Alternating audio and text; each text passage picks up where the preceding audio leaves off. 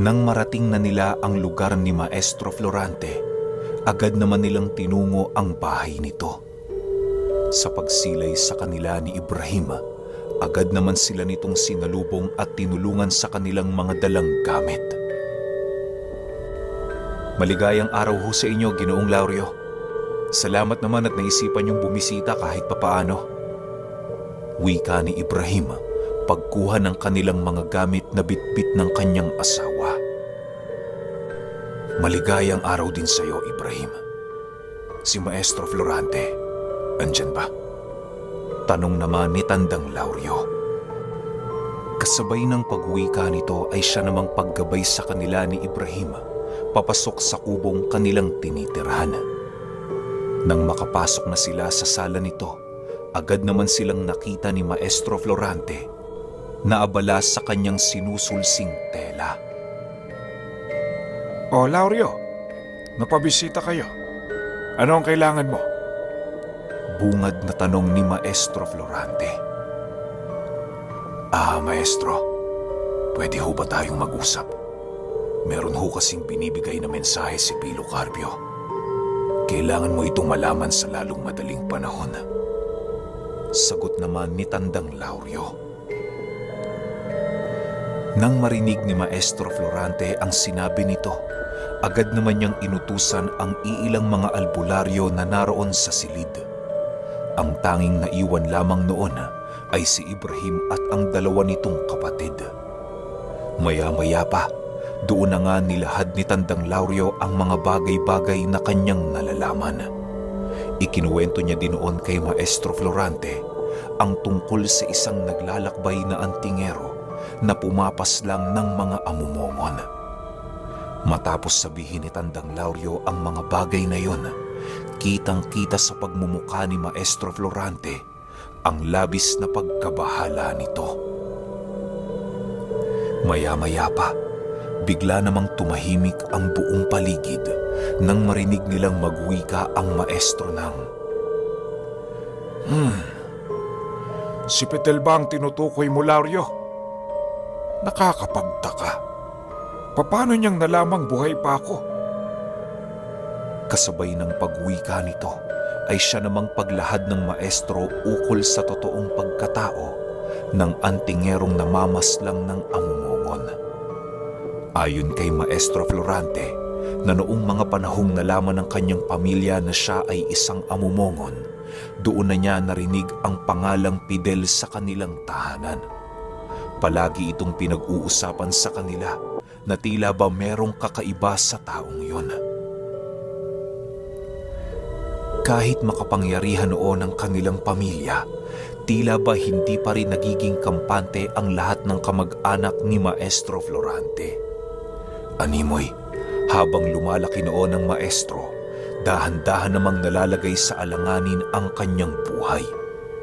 Dagdag pa nito na sa kanyang paglaki, marami umanong kumakalat na balita sa kanilang baryo ukol sa taong nagngangalang Pidel. Sabi-sabi sa kanila noon, marami na umano yung napaslang na amumongon dahil sa kakaiba nitong abilidad na tangan-tangan. Mga kuro-kuro lamang ang kumakalat noon sa kanilang baryo dahil ni isa sa kanila hindi pa nagawang masilayan ang antingerong berdugo ng mga amumongon. Kahit natatakot ang pamilya ni Maestro Florante para sa kanyang kaligtasan, ginagawa naman ng mga ito ang lahat para lamang siya ay maprotektahan. Hindi sila basta-basta noong nagpapasindak kay Pidel sa kadahilanang meron din silang mga karunungang may kakayahan para pumuksa ng kahit na anong uri ng nilalang. Sa pagtungtong noon ni Maestro Florante sa edad ng 8, doon na siya iminulat ng kanyang ama ukol sa mga lihim na karunungan. Tinuruan na din siya nito ng lahat ng orasyon na maaaring magligtas sa kanyang buhay sa tiyak na kapahamakan. Dahil sa may dugo si Maestro Florante ng isang amumongon, hindi naging mahirap para sa kanya ang matuto ng mga karunungan. Ayon pa sa kanya, na sa edad niyang 8, nagawa na niya umanong mapamulat ang kanyang ikatlong mata na siyang nagbigay sa kanya ng kakayahan upang makasilay ng mga nilalang na hindi ordinaryong naninirahan sa mundo ng mga tao. Marami din siya noong naging kaibigang engkanto, subalit sa paglipas ng panahon, paisa-isang naglaho ang mga ito. Nang tumungtong si Maestro Florante sa edad ng 10, doon na niya unang nasilayan ang antingerong nagngangalang Fidel. Halos magulantang noon ang kanilang baryo sa kadahilan ng biglang kumalat ang usapin tungkol sa pagdating nito. Nang marinig ito ng pamilya ni Maestro Florante, agad naman nilang hinanap ang taong nagngangalang Fidel upang personal yung kumprontahin. Itinago na din muna nila noon si Maestro Florante nang sa gayoy magawa nilang masiguro na nasa ligtas yung kalagayan. Tandang-tanda pa noon ng maestro ang lugar na kanilang pinagkublian ng kanyang ina. Nasilayan niya din noon ang pagdadala ng mga armas ng kanyang ama na parabang tutungo ang mga ito sa gera. Matapos maikwento ni Maestro Florante ang mga bagay na yon, harap-harapan niya ding inilahad kay Tandang Laurio kung paano siya nakaligtas sa mga kamay ni Fidel. Ayon sa kanya, na noong mga panahong nasukol na sila ng antingero, gumawa ng isang ritual ang kanyang ama na siyang tumawag sa mga engkantong itim upang gumawa ng kawangis niya. Nagawa naman nila itong maisakatuparan, subalit napakabigat ng naging kapalit nito. Matapos mamatay ng ama noon ni Maestro Florante, doon na din siya dinukot ng ama ni Ibrahim. Yun lamang ang naging paraan nila para mailayo ang amumongon sa kapahamakan at kamatayan. Laurio, maliban kay Ibrahim at sa mga kapatid nito, wala nang nakakaalam ng kabuuang sikreto ng aking pagkatao.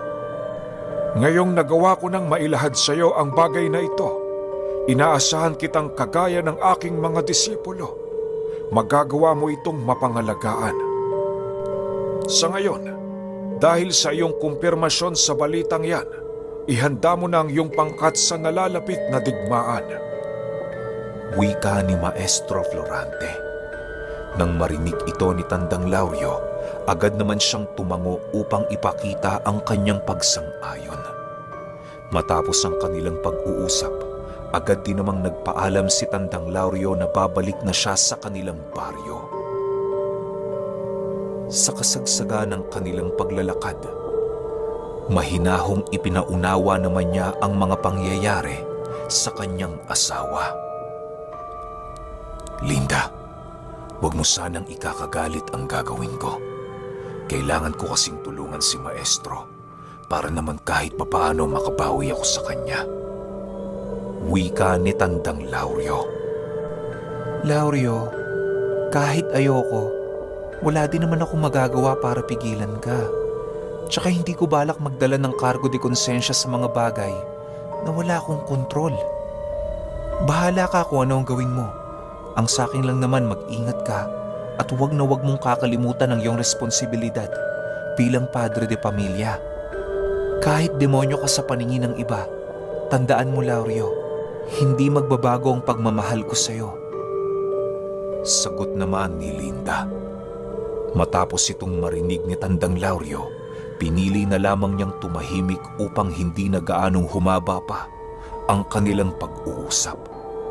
Kilala niya kasi noon ang kanyang asawa na kapag nakapag-umpisa, kung saan-saan nadadapo ang paksa ng kanilang pinag-uusapan. Sa pagbalik nila sa kanilang tahanan, agad namang naghanda si Tandang Laurio ng kanilang makakain. Pinili niyang magluto noon ng pinatuyong bangus dahil sa yon ang alam niyang pampakalma sa nagwawala niyang asawa. Sa pagsapit ng hapon noong mismong araw, kasalukuyan naman siyang nagpapahangin sa labas ng kanilang tahanan. Maigi niya noong pinagmamasdan ang mga bituin habang patuloy na inaalala ang mga nangyari noong nakaraan. Sa pagpapatuloy ng kanyang pagmamasid sa kalangitan, bigla namang napadalaw ang kanyang mga gabunan upang siya ay mabisita. Nang maramdaman ni Tandang Lauryo ang presensya ng mga ito, agad naman siyang tumayo at nagwika ng, "Pasok, walang tao dito maliban sa mag-ina ko." Matapos itong marinig ng kanyang mga gabunan, paisa-isa namang nagsipasok ang mga ito upang tugunin ang kanyang sinabi. Magandang gabi, Tandang Lauryo. Pasensya na ho kung naistorbo namin ang pamamahinga mo. Meron lang ho sana kaming iaabiso sa inyo ukol sa kalapit ng 2 gabunang napaslang sa digmaan. Wika ng isa sa kanyang mga gabunan. Matapos itong marinig ni Tandang Lauryo, agad naman niyang tinitigan ng 2 batang dahan-dahang naglalakad papalapit sa kanyang higaan. Nang masilayan niya ang pagmumukha ng mga ito, agad naman niyang tinanong ang kanyang mga gabunan sa kung ano ang relasyon ng mga ito sa pumanaw nilang kapatid. Tandang Lauryo, yan ho ang mga anak ng gabunang Yumao. Alinsunod sa huli nilang habilin, ang kanilang panganay na anak ang magtutuloy ng kanilang tungkulin. Huwag ho kayong mag-alala. Hahasain ho namin sila para maging karapat-dapat sa ating pangkat. Wika ng isang gabunan na siya ring tagapayo kay Tandang Lauryo. Ganon ba? Mabuti kung ganon. Para maging opisyal silang kaanib ng ating pangkat, kinakailangan nilang patunayan ang kanilang sarili at manumpa sa harap ng ating mga kapatid. Sa huling araw ng buwang ito, magbigay kayo ng abiso sa ating lahi para sa magaganap na piging ng mga bagong gabunan. Wika ni Tandang Lauryo. Kasabay ng pagwika nito ay siya namang pagbigay ng babala ni Tandang Lauryo ukol sa muling pagsiklab ng digmaan. Inabisuhan niya dinoon ng kanyang mga gabunan na mag-ingat sa kanilang pupuntahan dahil merong gumagalang antingero na pumapatay ng kahit anong likha. Matapos niyang mailahad ang mga bagay na yon, agad namang nagsialisan ang mga gabunan nang sa gayoy magawa nila itong maikalat sa kanilang pangkat. Mariinding ipinagbawal noon ni Tandang Lauryo ang paghahanap ng kanilang mga kauri ng pagkain sa ibayong baryo. Anya, na hanggat hindi natutunto ng kinaroroonan ng antingero, wala silang magagawa kung hindi ang pagtiisan ang mga pagkaing natira para sa kanilang pangkat. Sa paglalim pa ng gabi, napagpasyahan na noon ni Tandang Lauryo na pumasok na sa kanilang tahanan upang magpahinga. Maaga pa siyang natulog noong mga oras na yon sa kadahilanang kinakailangan niyang makalikom ng lakas sa pagsapit ng 1 linggong gapasan.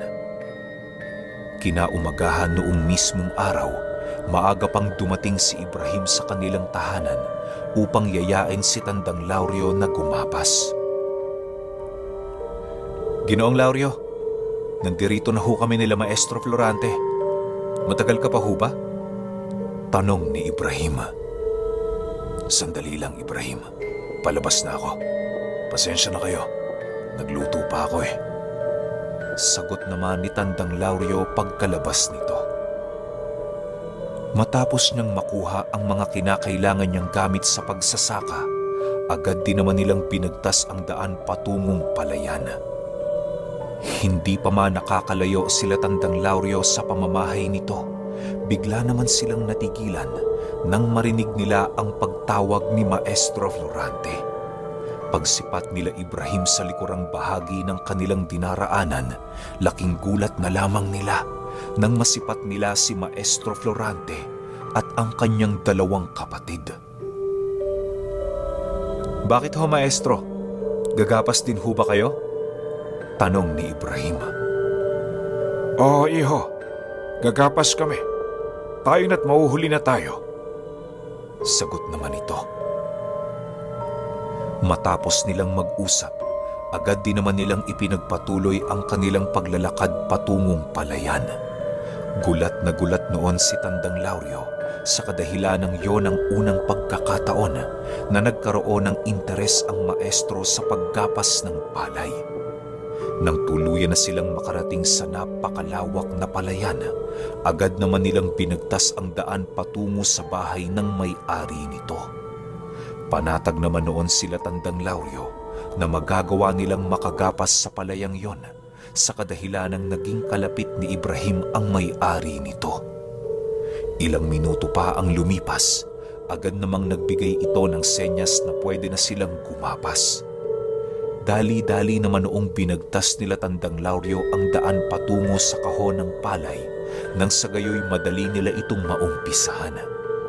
Sa pagpapatuloy ng kanilang paggagapas, napansin nilang napakaraming magsasaka ang nakikigapas din sa lugar na yon. Nang masipat ni Tandang Lauryo si Maestro Florante, napansin niyang hindi nito pinagtutuunan ng pansin ang kanyang trabaho. Palingalinga lang yon sa paligid na para bang meron itong taong hinahanap. Maya-maya pa, napagpasyahan naman noon ni Tandang Lauryo na iwan ang kanyang trabaho, makausap lamang ang maestro. Maestro Florante, may problema ho ba? Tanong ni Tandang Lauryo. Wala naman, Lauryo. May pinagmamasdan lang ako. Huwag mo na akong pansinin. Tapusin mo na yung mga dapat mong tapusin. Dahil sa sinabi nito, agad din namang bumalik si Tandang Lauryo sa lugar na kanyang pinagtatrabahuhan. Itinoon na lamang niya ang kanyang atensyon sa paggagapas nang sa gayoy madali niyang matapos ang kanyang trabaho. Pagsapit ng tanghali noong mismong araw, napagpasyahan naman nilang lahat na doon na mismo kumain sa gilid ng palayan. Kahit tuyo lang ang ulam nila noon, labis-labis na ang kanilang pasasalamat dahil kahit papaano, meron silang pagkaing maipupuno sa kanilang nangangalam na mga sikmura. Lumipas ang ilan pang oras, tuluyan na ngang natapos nila Tandang Lauryo ang kanilang paggapas.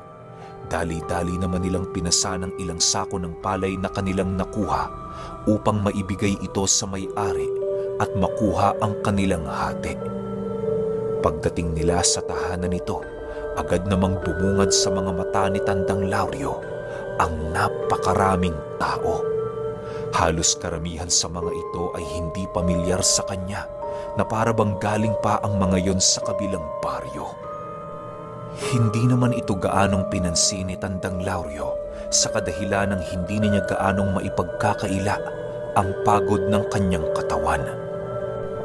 Sa pagpapatuloy ng kanilang paglalakad papalapit sa bahay ng may-ari, bigla naman silang natigilan nang masipat nila ang mga kalalakihang patuloy na nagmamasid sa buong paligid. Agad nitong nakuha ang atensyon ni Tandang Lauryo, gawa ng hindi kumukurap ang mga mata nito. Maya-maya pa, agad namang napansin nila Maestro Florante ang mga nilalang na siyang mabilisang ikinainit ng kanilang mga ulo. Tingnan mo nga naman. May mga balbal pa palang nakikigapas. Ano naman kaya ang gagawin nila sa bigas? Wika ni Maestro Florante. Maestro, baka naman nagbagong buhay na ang mga yan. Pabirong sagot naman ni Ibrahim. Kasabay ng pagwika nito ay siya namang pagtawa ng kanyang mga kapatid dahil sa birong kanilang narinig. Bagaman alam nilang narinig ng mga ito ang kanilang pag-uusap, hindi naman sila gaanong nabahala sa kadahilan ng ilang ulit na silang nakipaglaban ng patayan sa ganoong uri ng nilalang. Maya-maya pa, bigla naman silang tinitigan ng mga balbal sa paligid na para bang nagawa na sila nitong matandaan. Hinayaan lang naman ni Maestro Florante ang bagay na yon bilang respeto na din sa mga taong naroon. Matapos nilang makuha ang katas ng kanilang trabaho, agad din naman nilang pinagtas ang daan patungong bahay ni Tandang Lauryo. Napagpasyahan kasi noon ng kanilang grupo na doon na muna itabi ang kanilang mga ani hanggat hindi pa natatapos ang gapasan. Habang binabagtas nila noon ang daan pabalik sa kanilang baryo, bigla namang naantala ang kanilang grupo nang maramdaman nila ang paglapit ng mga balbal na patuloy na nagmamasid sa kanilang paglalakad. Kanina pa yon nararamdaman nila Ibrahim, subalit pinili lamang nila itong ipagsawalang bahala alinsunod sa nais ni Maestro Florante. Huwag niyo nang pansinin ang mga yan, iho. Magpatuloy na kayo. Wika ni Maestro Florante nang masipat niyang nanginginig na sa galit ang kanyang mga disipulo. Ilang minuto pa ang lumipas, muli na naman nilang ipinagpatuloy ang kanilang paglalakad. Nang madapo na sila sa lugar na merong napakaraming puno ng mangga, muli na namang natigilan ang kanilang pangkat nang makasilay sila ng 3 puno na naging saging at nakatayo ito sa gitna ng daan. Pagsilay ni Maestro Florante sa bagay na yon, maging siya ay hindi na niya nagawa pang mapigilan ang kanyang galit. Walang sabi-sabi, mabilisan niyang dinukot ang kanyang punyal at kasabay nito ang malahangin niyang pagsugod sa mga puno ng saging na tumubo sa gitna ng kalsada. Pagtarak niya ng kanyang punyal sa katawan nito, mabilisan namang naglaho ang mga saging ngayon at kasabay nito ang pagsilitawan ng 3 balbal na nasa tunay nilang kaanyuan. Agad namang nagsipulasan ang 2 sa mga ito, subalit ang isa nilang kasama ay hindi pinalad na makatakas sa kamay ni Maestro Florante. Maya-maya pa, bigla namang nasipat nila Tandang Lauryo ang pagtitig sa kanila nito ng napakasama, kung kaya't maging siya, hindi na nagawang makapagtimpi sa mga nilalang. Habang patuloy niyang pinagmamasdan ang mga nilalang, panay naman ang ginawa niyang pagbigkas ng mga usal sa kanyang pagpapalit anyo. Sa pagtatapos ng mga usal ni Tandang Lauryo, laking gulat na lamang nila Ibrahim nang bigla nilang masipat ang isang espiritual na demonyo sa itaas na bahagi ng ulo ni Tandang Lauryo. Dahan-dahan yung pumasok sa kanyang katawan habang mabilisang naglalaho. Maya-maya pa, bigla namang nagkulay berde ang kanyang mga kamay at kasabay nito ang paglisik ng kanyang mga mata. Matapos ang mga pangyayaring yon, hindi na nagawang makapalag ng mga balbal nang masipat nila ang mabilisang paglitaw ni Tandang Lauryo sa kanilang harapan. Pagkalapit sa kanila ng pinunong gabunan, agad din naman sila nitong hinawakan sa leeg nang sa gayoy hindi na nila magawa pang tumakas. Maestro, ano ho ang gagawin natin sa mga ito? Tanong ni Tandang Lauryo. Patahimikin mo na ang mga yan, Lauryo. Hindi natin kailangan ng mga salot sa lugar na ito. Sagot naman sa kanya ni Maestro Florante. Nang marinig ng mga balbal ang sinabi ng maestro, agad din naman silang nagdahilan upang kahit papaano'y magawa nilang maisalba ang kanilang mga buhay. Purong pagmamakaawa ang ginawa nito kay Tandang Lauryo para lamang wag sila nitong patayin. Sandali lang ho, pakiusap. Tao din kami. Hindi kami mga hayop. Kaya lang naman kami nadapo sa lugar na ito. Wala na kaming mapupuntahan. Ubus na ho mga kasama namin. Kaya ngayon sinusubukan naming magbago kahit papaano. Wika ng isang balbal habang patuloy itong nagpupumiglas sa pagkakahawak ni Tandang Lauryo. Totoo ang sinasabi niya. Sa katunayan, kaya kami naligaw sa lugar ninyo dahil pilit kaming tumatakas sa antingerong sumunog sa aming angkan. Hindi na ho namin alam ang aming gagawin. Wala na rin ho kaming mapupuntahan. Ginoo, alam kong naiintindihan mo kami. Iisa tayo ng dugo. Mangyak-ngyak na wika ng isa sa mga ito. Matapos itong marinig ni Maestro Florante, bigla naman silang napaisip sa antingerong tinutukoy ng mga balbal. Sa pagpapatuloy ng kanilang pagtatanong sa mga ito, doon nila nalaman na ang antingerong naghahasik ng lagim sa pinanggalingan nilang baryo ay ang antingerong kanilang pinaghahandaan. Matapos ang mga kaganapang yon, napagpasyahan naman nila Tandang Lauryo na ikulong ang mga ito. Mabilisan naman niya noong tinawag ang kanyang mga gabunan upang dalhin ang kanilang mga bihag.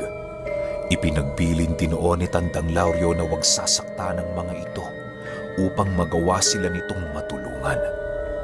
Hindi kasi nila maaaring patayin ang mga balbal sa kadahilanang yun lamang ang mga nilalang na nakasilay sa kaanyuan ng antingero. Ilang oras pa ang lumipas, tuluyan na ngang narating nila Maestro Florante ang pamamahay ni Tandang Lauryo. Agad naman nila noong nilagay sa ilalim ng papag ang kanilang mga dalang palay upang ito ay ipunin. Dahil sa medyo may kadiliman na noong mismong gabi, napagpasyahan naman nila Maestro Florante na doon na makitulog sa pamamahay nila Tandang Lauryo. Mas mainam ngang doon na sila magpalipas ng gabi nang sa gayoy magawa nilang mapag-usapan ang susunod na hakbang ng kanilang pangkat. Medyo naaalarma na din sila noon kahit papaano sa kadahilanang nagawa na nilang makumpirma na malapit na sa kanilang baryo ang antingero. Lauryo, abisuhan mo ang iyong mga gabunan na pag-igihan ng pagbabantay sa lahat ng sulok ng baryo. Sabihin mo sa kanila, huwag silang pakakampante dahil maraming pamamaraan si Fidel upang mapasok tayo ng hindi natin nalalaman. Wika ni Maestro Florante. Sa pagpapatuloy ng kwento, doon na nga masisilayan nila Tandang Lauryo ang antingerong pumapaslang ng mga amumongon.